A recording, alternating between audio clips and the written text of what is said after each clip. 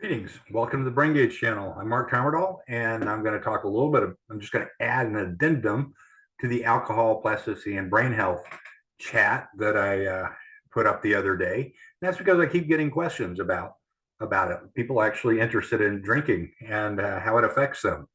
But, let's review, what people are most concerned about. And, a lot of the cortical metrics or the brain gauge scores actually stay pretty consistent in this particular study. And let me remind you what that study was. We looked at 18 to 22 year olds, not 18, 22 year olds, but adults between the ages of 18 and 22. And we collected a bunch of metrics and we found out that a lot of them stayed the same. However, the one that was most sensitive to drinking behavior was plasticity.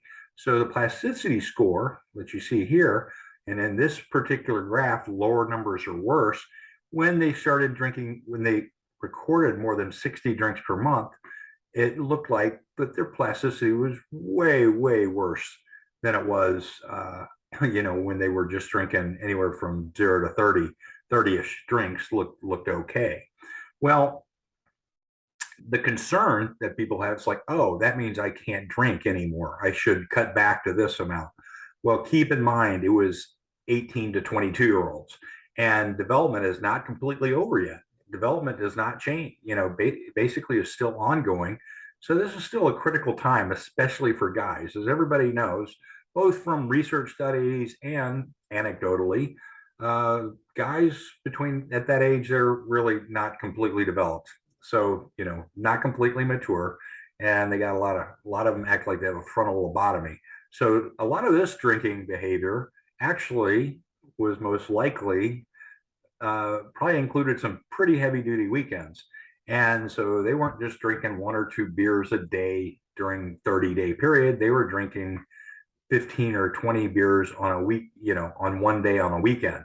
And so that has probably some more deleterious effects than just this.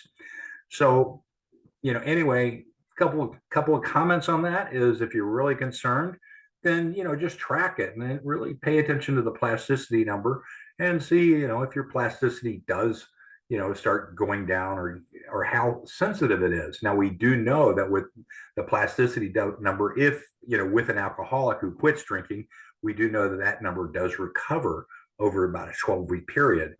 And, that's kind of an interesting thing in and of itself. But, I'm not saying anybody that drinks a lot is an alcoholic. I guess I am too. I mean, the definition of an alcoholic is 8 drinks a week for a female and 14 drinks per week for a male. But, it sounds kind of low to me. But anyway, keep this in mind, that you can always track this. And the other thing is, maybe, given the other video I already made today, maybe the thing to worry about is not so much the drink or the alcohol, but is it organic? Where did it come from? How are the grapes grown? So if you're drinking wine, if you're drinking beer, is it gluten-free? Is it coming from